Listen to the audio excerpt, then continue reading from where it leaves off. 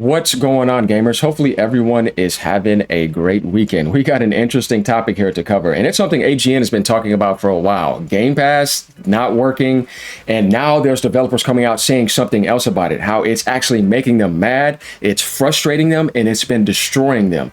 Oh yeah, we got a huge one to get into here, something AGN has been telling you for years.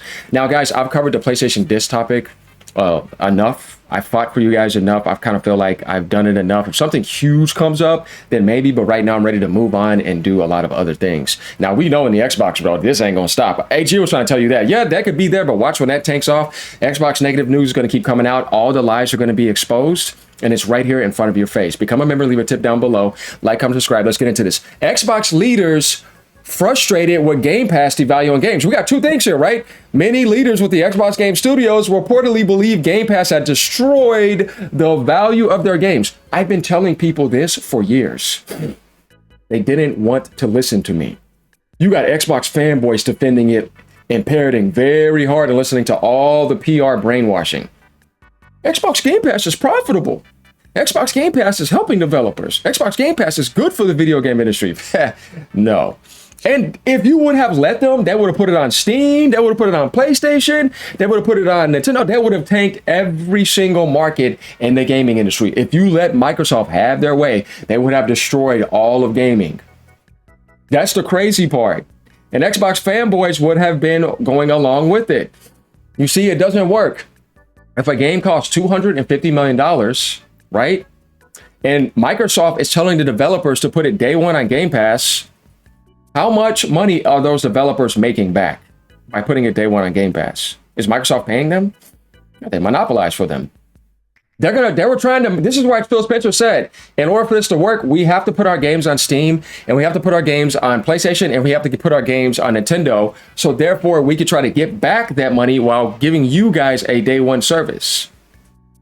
It was a nice idea, and they thought they would have 77 million subs by now, but it did not end up working. There's a lot to talk about on this subject. Xbox leaders, here it is, frustrated with Game Pass devaluing games. I tried to tell you guys that that's exactly what it's doing. So we're going to get into this. We're going to get into some fanboy comments, and it's going to be a good one here. Last updated 3 hours ago, and this Bloomberg report is coming once again from Mr. Dunk on Judge, Jason Seria, right? Revealed that many, here we go again. Remember what the Doom Studio says? Being owned by Microsoft has no benefits. They just destroy. Revealed that many Xbox Game Studios leaders detest Game Pass. It was true the whole time. When you had certain people coming out going against Game Pass in the past 2 years, and what were the Xbox fanboys doing? 3. They were trying to salt farm those people. They were harassing those people. They were saying that they were annoying. But once again, is this anything new in the X-Cult world? No. Or the X-Cuck world? No. They defend anything that is actually true, that could actually help people see the truth in the Xbox world, so that you can realize this method doesn't work. You need to change it. Sony never did that method because Sony was smarter than Microsoft the whole way. Tell me where Sony said day and day PlayStation games. They knew better while putting their games on PC. Boy, you ain't gonna sell nothing. Developers get worse because you have them conditioned to put something on an all-you-can-eat buffet after getting monopolized, and their soul is not challenged. The development is not increased. They're not getting better because they're not thinking about what it takes to actually make back that 300 plus million or 250 million, right? Let's say if it costs 250 million, you probably want to make 400 million off the game at least. So now you have an extra 150 million budget, right? When you think about movies, like I said, let's say Spider-Man cost 400 million box office. It better make like 800 million, right? Or it hits $1 billion. Then you're like, okay, this is a huge success. But when you're not getting back, not even your budget, and you're going multi-platform, not only is that not only a problem of leadership and Microsoft strategy, but also when people get with Microsoft, it seems that there's a curse among them that if you sell your soul to them, that everything tanks down over time and nothing gets better, nothing even sells. It's like the curse in the Xbox world. Like PlayStation games still sell fine. And you got some of these Xbox fanboys getting so butthurt because they try to say, oh, AGN, saying that you need exclusive. Well, so PlayStation can do all these exclusives, but Xbox can't. I was like, hey, P-Brain, do you not realize that Sony has a 90-something million install base? It's going to go over 100-something million, and they have a successful market that stands on its own. Ain't no PlayStation Plus Extra or Premium on PC. Sony's market is not dead. You can't get day and day games day one on PlayStation Extra.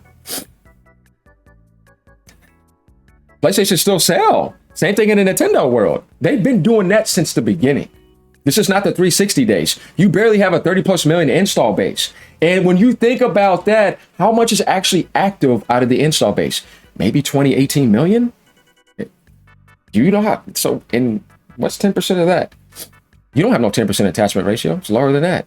So how are you going to support the exclusive world when your consoles are vastly overpriced too? This is why Day One Game Pass has conditioned Xbox fanboys to get used to renting games and to get used to supporting the most diskless model, the Series S, which is the most sold consoles. Sony's is the disk drive model. And even the PS5 Pro has a disk drive attachment.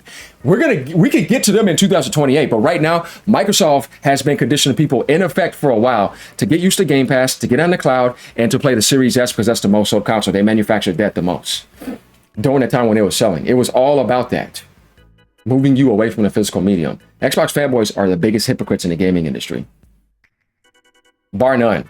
So they detest Game Pass, believing it has eroded game value across the industry and hurt traditional sales. See? It eroded game value. Like I said, you ruin the value of gaming development. You make them like mediocre because they're not putting everything they have together to actually put their soul into to say, we gave it everything we have. We know we got to sell 3 to 4 million. On Game Pass, you don't think about none of that. You just throw it on there and then give people player numbers. I mean, it doesn't work. Now, if you said after 1 year, people would have had to buy the game. See? So the whole series generation was about selling you a renting diskless generation with cloud. And you had the option of disc, but most of the backwards compatibility stuff is digital.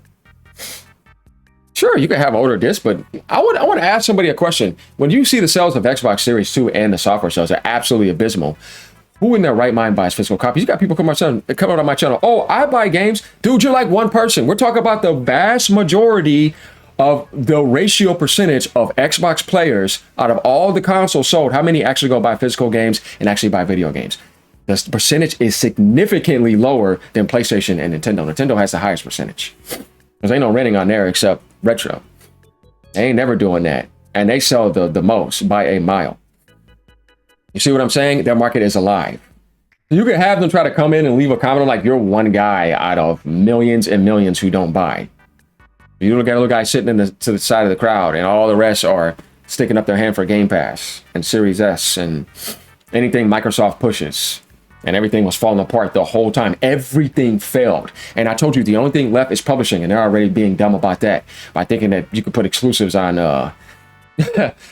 Xbox console and not on PlayStation. Yeah, let me hurt my extra publishing profit on the biggest third-party platform in the industry. Oh yeah, that's really smart. That's the only thing I have left that hasn't failed. Yeah, they're gonna work on that too.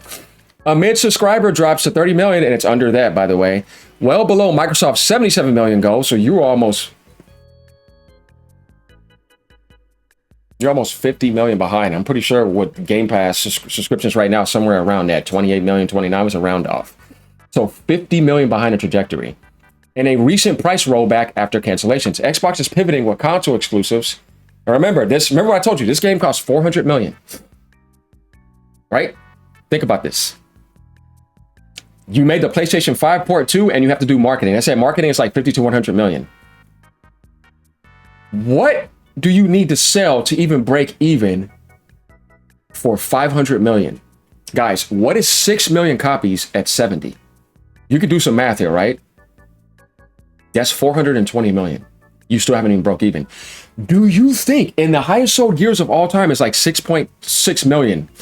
And that was during the glory days. Do you think that Gears of War E-Day is going to sell 6.6 million copies on Steam and Xbox as an exclusive? Now, what you think about this, passing up the Switch 2 and the PlayStation 5. And even then, when you sell 6 million copies, you're still 80 million behind before you break even. So in order to even make like an extra 150, 200 million, you're going to need microtransactions, early access buys. So you're going to need so like 7.5 million copies with early access included in that and microtransactions. Do you seriously think this game is going to do that? Among all these other games that are coming out, while keeping some multi-platform, fans split on the shift because they can't pick a lane and stick to it. With debates over Bethesda hits like Elder Scrolls 6 highlighting tensions between subscriptions and prestige. This game is not going to Game Pass day one. I guarantee you Game Pass is changing completely in the next year or two. Going down, Charlie says the same thing. Many leaders with Xbox Game Studios reportedly believe Game Pass has destroyed the value of their games. There are a lot of people in studio leadership within Xbox who absolutely detest Game Pass. They think it has taken away from the value of all games. Think it has been a detriment to the games industry. Dunk on Chud's source. It's almost as if that's what would have been, we've been saying ever since Game Pass was created. Yeah, I think that's what he meant to say, but we've been saying it. Only Xbox fanboys have been defending it. No, I'm not saying I didn't like the benefits, but I'm saying it's not healthy for the industry.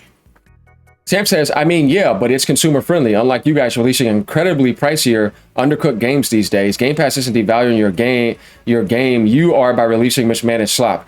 Okay, so this is a perfect example of somebody that is undeveloped and understanding this situation by understanding that if you condition somebody to put things on a renting service, you kill their development value.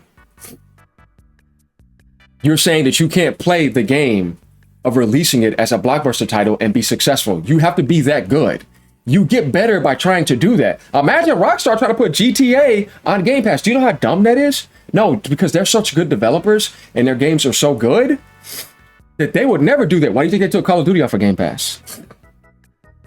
Do you think, are you saying that Call of Duty Black Ops 7 wasn't undercooked and wasn't AI slot? And it lost 300 million doing that.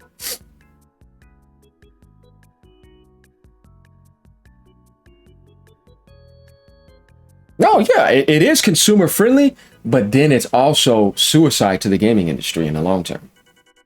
I was never against getting those benefits. Microsoft has so much money. What's the problem? No, the problem here is it's not necessarily Game Pass being consumer friendly like that. The problem is you got lied to, and Xbox fanboys defended all this stuff, and they harassed people that were just trying to tell them the truth and how things were actually working in reality. I didn't hate Game Pass. I actually liked how consumer friendly it was. It was benefiting gamers from a price point value standpoint, but it was destroying everything else. That's the problem. And you were being misled the whole time. And there were certain people that were trying to pull back the curtain, but they didn't want to listen. So Game Pass devalues games big time. How are you, who is not a developer, going to tell a developer what they see and know that they've been going through the whole entire generation and in the Xbox One era? And multiple people have said this. And then even Microsoft said it's a failure. And then it's a sinkhole. So how are you not devaluing developers? That causes layoffs. That causes them to be stressed. It lowers their morality. So they don't perform better because they're afraid to get laid off and they're not getting back the money. And now you're telling them you want to lock their game into Game Pass day one still, like Gears of War E-Day, and then put it on Steam and not go over there.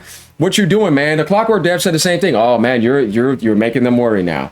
And that's why I say that that's poor leadership and bad business decisions. Game Pass is quite literally the only remaining reason to buy an Xbox. But you can get it on PC. So I don't need an Xbox. If it was exclusive to Xbox, sure. But with the way technology is moving now, those specs are not all that anymore. When you got a PS5 Pro, it's embarrassing the Series X. So I don't need an Xbox to play Game Pass. I just need a PC. Am I speaking sense here? I'm not saying that, you know, that's the only reason left for you to go buy an Xbox. I can understand that. Yeah, I mean, if you want to look at that and you don't have a PC and you don't want a PC game, Game Pass is attractive. I don't hate Game Pass. I actually didn't have a problem with the value of it. I have a problem with the business model, the lies, the PR talk, and the toxic fanboys that were defending lies. Let's understand the medium here. So, and they are absolutely right. Xbox puts all their eggs in one basket and then stomped on it. They destroyed the value of more than just the games, but the entire brand that represented those games. Like, how are you going to tell me that Game Pass doesn't devalue games when you've conditioned the whole entire base to not support anything? You killed your entire market. You're not Netflix. So therefore, now you try to go back to your market. That's what I mean. With exclusives, look at what you did. It was too early for day and date. There was nothing wrong with having Game Pass, but there was something wrong with having first-party games on their day one. Because now nobody buys any games on Xbox anymore, and they got conditioned to do that, and they still don't want to. See? Game Pass pretty much took away bonuses from management for selling a certain amount of units. Doesn't shock me, they hate it. Well, dude, if you're not making back the budget, I'm sorry, things are not made for free. Games are expensive, definitely in Western society, where they over-focus on details. I mean, hey, man, look, either you're off with a renting service or you're a hybrid that supports video games and you don't mind the renting service. There's nothing wrong with going on a renting service. But when it destroys everything that you've built since 2003 or 4, whenever Xbox came out, then that's not good. When it destroys your market, that's not good. Why would I put something on my market that's going to destroy my market? I want them to benefit each other. That's kind of the point, but it didn't do that. Like PlayStation Plus, Extra, and Premium didn't destroy Sony's market. Nintendo Switch Online, Retros does not destroy their games. You see what I mean? It doesn't interfere, and it still works extremely well. Steam has no renting service. Why do you think Valve doesn't have a renting service? And they make a ton of money, way more than Xbox, just not more than PlayStation. You see what I'm saying? Even Valve's like, hey, no, I'm not going on renting service on my store. Is AGN talking sense now? We're talking about success here. Xbox failed massively, and these people are coming in here still defending it. But it failed. Steam didn't fail. PlayStation didn't fail. Nintendo didn't fail. Only in the Xbox world did it fail ever since Sega. Everybody else is successful, still selling over 100 plus million. Steam is an app though. But you kind of get what I'm saying? You can sit there and argue all up, but I was like, but it failed though. And a lot of people got laid off and they want their money back and now they're not subsidizing. So it didn't work. But you got a nice benefit during the process, but it was self-destructive and deceptive. So that's not an argument, that's a realization. You see? So that's all AGN was saying here. He's just like telling you that the leaders are saying this for a reason. Developers are saying this for a reason. I wasn't trying to take Game Pass away from gamers to be able to have affordable games to play. I never had a problem with that. I used the heck out of Game Pass and I loved it. I'm not going to be a hypocrite. But I knew it was detrimental to gaming development in the long term and to publishing and to just the physical medium and just the medium in general. It is though, because it's renting. So like I said, there's nothing wrong with renting. This has been around the world since the Blockbuster days. We used to go and rent games. You see, you got GameFly and all that. You know, that's okay. Go ahead and do that, right? And if you want to keep it, you get a discount. Like, so it's not that. It's just the way that it was actually displayed and how you were being deceived. So yeah, let me know what you guys think about this. Leave a comment down below. As usual, keep on gaming no matter what platform you're on or app. Later, y'all. Xbox fanboys. The ones who know what I'm talking about, it's like, yeah. Hey, more proof coming out in front of your face. Either you can handle the truth or you ignore it and continue in ignorance. We'll see what happens. Later, y'all.